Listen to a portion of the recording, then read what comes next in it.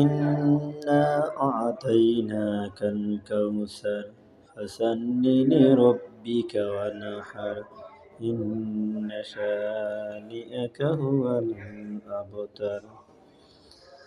আল্লাহ রাব্বুল আলামিনের হাসরের ময়দানে সমগ্র নবীদের সররে কায়নাত সাইয়্যিদুল মুরসালিন খাতাবান নবীন রাহমাতুল আলামিন জনাবে মুহাম্মদ রাসূলুল্লাহ সাল্লাল্লাহু আলাইহি ওয়াসাল্লাম সেজদায় পড়ে কাঁদবেন, তিনি ইয়া উম্মতি বলে কাঁদবেন। সমগ্র হাসরবাসী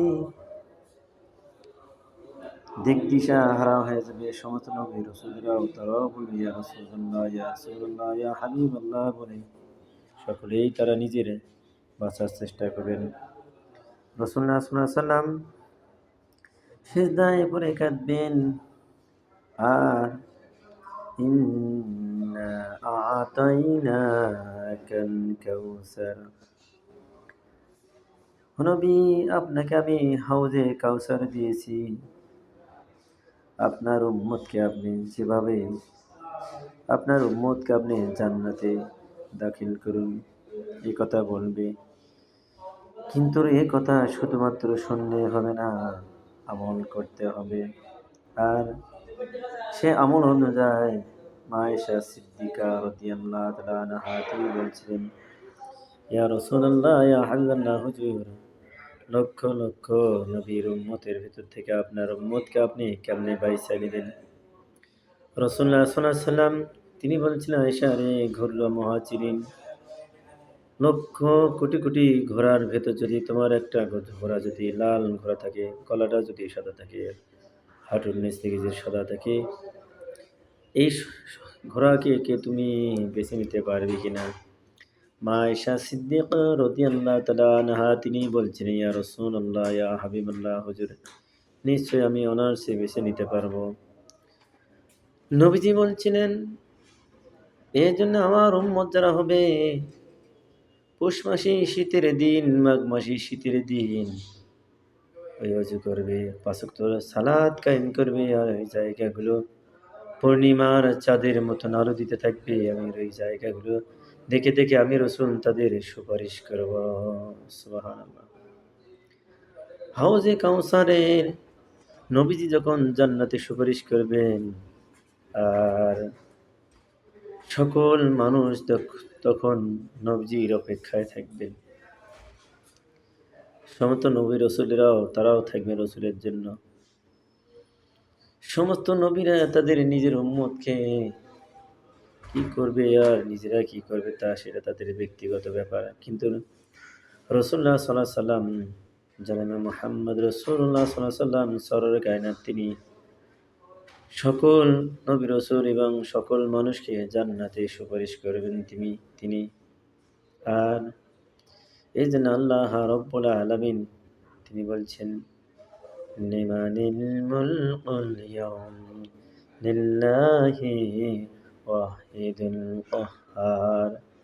আজকের রাজত্ব কার, আজকের বাদশাহী কার? গোটা বিশ্বে যে বাদশাহগুলো এখন চলমান চলছে, যুদ্ধ আর যুদ্ধ, সন্ত্রাসী আর সন্ত্রাসী, মুসলিমদেরকে সন্ত্রাসী করে ধ্বংস করে দিচ্ছে এই আমেরিকা। আর মুসলমানেরা শুধুমাত্র সুবহানাল্লাহ, আলহামদুলিল্লাহ, আল্লাহু আকবার তাসবিহ টিপতেছে। বলেন তো দেখি, এই তাসবিহ তিলাওয়াত করে আর এবার দিন কি কোনোদিন টিকে থাকবে নাকি? কখনো না। এই জন্য আল্লাহ রাব্বুল আলামিন আহকামুল হাকিমিনের দিন কায়েমের জন্য চেষ্টা যদি না থাকে, আমার তামান্না যদি না থাকে, আল্লাহ রাব্বুল আলামিন বান্দা বলে পরিচয় নেবে না। তা সূরাতুস সফের ৩য় আয়াতে বলছে, ইন্নাল্লাহা ইউহিব্বুল লাযীনা ইউকাতিলুনা ফী সাবিলিহি সাফফান কাআন্নাহুম বুনিয়ানুম মারসুস। এই জন্য বন্ধুগণ, নিজের আমল যদি সঠিক না হয়, হাসরের ময়দানে বাবার কাছে যাবে, মার কাছে যাবে, ভাইয়ের কাছে যাবে, বোনের কাছে যাবে, স্ত্রীর কাছে যাবে, সন্তানের কাছে। কোনো ব্যক্তি তার ৪ পয়সার উপকারে আসবে না। মালি যালিমিনা মিন হামিমিন ওয়ালা শাফিউন। কেউ কারো সুপারিশ করতে পারবে না, কেউ কারো উপকার করতে পারবে না। এই আয়াত কোনো পীর সাহেবের বাবার আয়াত নয়। এই আয়াত কোনো মাওলানার বাবার আয়াত নয়। এই আয়াত আমার কোনো বাবার নয়। কিন্তু এই আয়াত যদি সত্যি হয়ে থাকে আর রসুল তার নিজের মেয়েকে বলছে কুল মা কুনতুম বিদআম মিনা রসুল, ও আমার মেয়ে ফাতেমা, আমি কোনো নতুন নবী নই, নতুন রসুল নই, আমার পূর্বে অসংখ্য নবী রসুল এসেছিল, আমি নবী হয়ে তোমার আমি চার পয়সার উপকারে আসবো না। এই কথা যদি তার নিজের মেয়েকে যদি বলে থাকে, এই আয়াত অনুযায়ী যারা নামাজ থেকে এখনও দূরে আছেন, কোরআন থেকে দূরে আছেন, রমজান থেকে দূরে আছেন, ধর্ম থেকে দূরে আছেন, ধর্মের বৈশিষ্ট্য এখনও শরীরে লাগাননি, এই জন্যে আমি তাদেরকে করজোড়ে অনুরোধ করব, নিজে ভালো হন আর অন্যকে ভালো হওয়ার চেষ্টা করুন। নিজে এই কথাগুলো শুনুন, আমল করুন, আর অন্যকে আমল করার জন্য শেয়ার করে গোটা জাতিকে, গোটা বিশ্ববাসীকে জানানোর জন্য আপনি চেষ্টা করুন। হয়তোবা বিভিন্ন মানুষের মোবাইলে বিভিন্ন আপনার শেয়ার করতে পারে বিভিন্ন উৎসাহতে, আর আমি আপনাকে শেয়ার করতে বলবো শুধুমাত্র আপনার আমলনামা ভারী হওয়ার জন্য, আর আখেরাত আপনার পরিষ্কার হওয়ার জন্য, আপনার ছেলে মেয়ে বিবি বাচ্চার ভাগ্য পরিবর্তন ভালো হওয়ার জন্য আপনাকে আমি বলবো, আর কোনো কারণ নয়। আমার নিজের কোনো স্বার্থ নয়, যদি আখেরাতের স্বার্থ হয় নিশ্চয়ই আপনারা তা মানবেন ইনশাআল্লাহ। মা তৌফিক ইল্লা বিল্লাহ ওয়া ইলাইহি উনীব।